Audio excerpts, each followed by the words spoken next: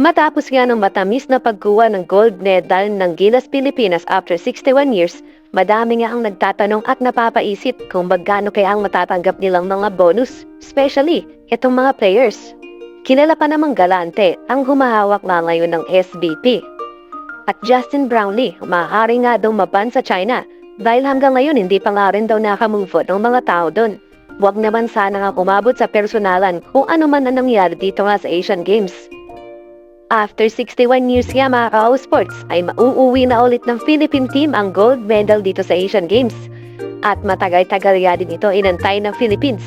Kaya naman ine-expect na madaming bonus ang matatanggap ng players galing nga sa mga sponsor dito sa ating bansa.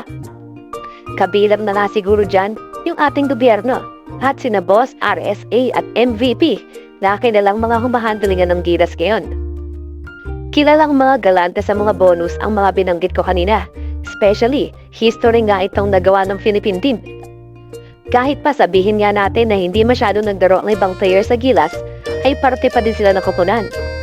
Lahat ng coaching staff, down to utility boys, ay makakatanggap ng mga bonus galing nga kay Al Francis Chua, na kilalang team manager nga ngayon ng Gilas dahil siyang in-appoint ni Ramon Ang. Kaya naman, maaaring kumabot nga daw ng 10 million per player ang aabutin ng kanilang bonus dahil sa pagkuha nila ng gold medal sa Asian Games. Lalo na, tinalo pa nga nila ang kupunan ng China na hanggang ngayon ay madami niyang issue sa ating bansa. Tingin ko naman mga ka-sports, deserve nila ang ganyang bonus, lalo na nga dito ay Coach Tim Cone. Dahil hindi nga magiging posible dito dahil sa well-respected at talented coach at winningest coach nga ng PBA. Dahil hindi lang sa Pilipinas niya pinatunayan at pinahita yung talent niya mga ka-sports. Bagkus kahit nga sa Asia ay kaya na rin din itong ipakita. May tuturing na ng best Asian team ng Philippines ngayon mga ka-sports dahil nag-champion na nga tayo at nakilala na lalo dahan-dahan. Ngayon nga mga ka-sports ay nakauwi na sa ating bansa ang Philippine team at nabigla nga sa grand welcoming sa airport dahil madaming sumalubong na fans. Kahit pa late night na nga sila nakauwi at nagka-delay ang flight nila. Inaantay pa nga din kung magkakaroon ng championship celebration dito sa Pilipinas dahil sa nakuha nga nilang gold medal sa ating bansa. Dahil deserve din naman ng mga player at staff na mag-enjoy dahil matagal-tagal din sila nagpagod at nag-practice bago pa nga magsimula pa noong World Cup. Second topic natin mga ka-sports ay madaming Chinese fans pa nga rin ang hindi makamove on sa pagkatalo nga ng China team kontra Gilas, kung saan binigla nga sila nito dahil 21 points comeback na ang nagawa ng Pilipinas. Kaya naman nung nagharap nga ang Gilas at Jordan ng finals, puro buwang inabot ng Gilas, lalong-lalo na dito kay JB. Every time na mag-free throw nga siya, akala nga ng karamihan ay Jordanian fans yung mga sumisigaw. Pero lahong gulat na lang, the Chinese fans sa venue pala ang sumisigaw at nagbubu kay dito kay Brownlee. Tila galit na galit pa nga din sila dito kay Justin Brownlee dahil mukhang hindi pa din sila makamove on sa nangyari.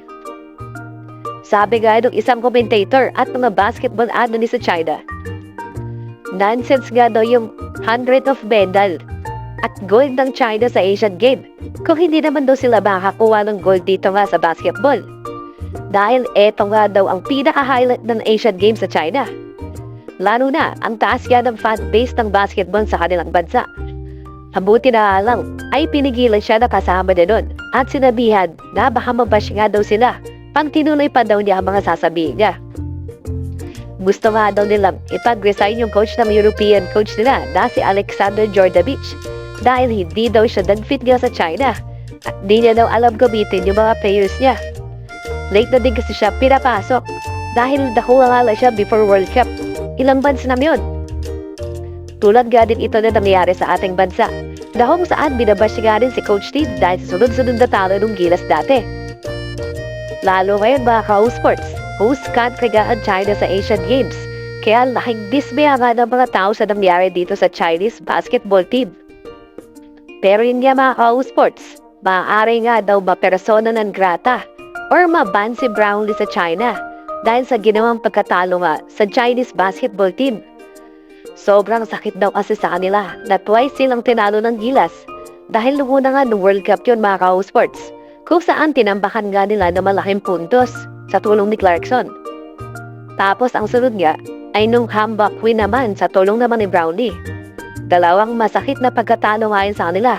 Tapos same coach pa daw ang humawak na parang wala nga daw ginawang adjustment.